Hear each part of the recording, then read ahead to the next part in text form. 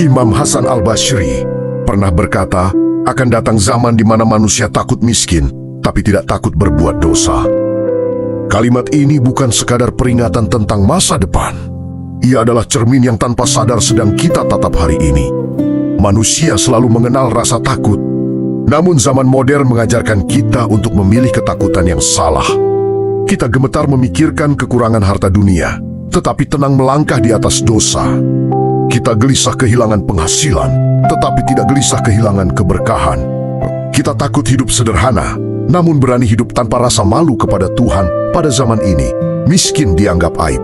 Sementara berdosa sering disebut keadaan atau kesalahan kecil, atau bagian dari proses. Dosa diberi nama lain agar tidak terdengar menakutkan. Hati dipaksa terbiasa, nurani diajari untuk diam.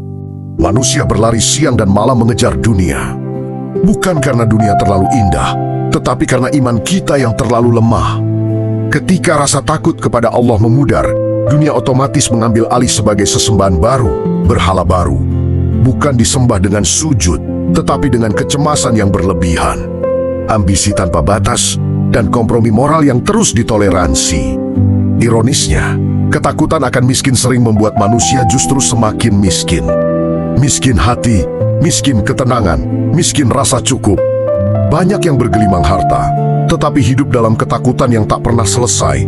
Karena ketika rezeki menjadi tujuan, ia tidak pernah mengenal kata cukup. Ia selalu menuntut lebih dan lebih, sampai hati tak lagi mengenal batas. Dosa tidak lagi ditangisi, hanya diukur risikonya. Selama aman dari pandangan manusia, dianggap sah.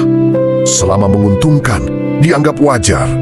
Padahal dosa bukan soal terlihat atau tidak, melainkan soal berani atau tidak kita merusak hubungan dengan Allah. Zaman ini tidak kekurangan manusia pintar, tetapi kekurangan manusia yang punya rasa takut. Takut melakukan dosa, takut kehilangan ridha Allah, takut hatinya mengeras, takut hidupnya jauh dari keberkahan. Padahal, miskin yang paling berbahaya bukanlah miskin harta. Ia masih bisa dicari, diusahakan, dan diperbaiki.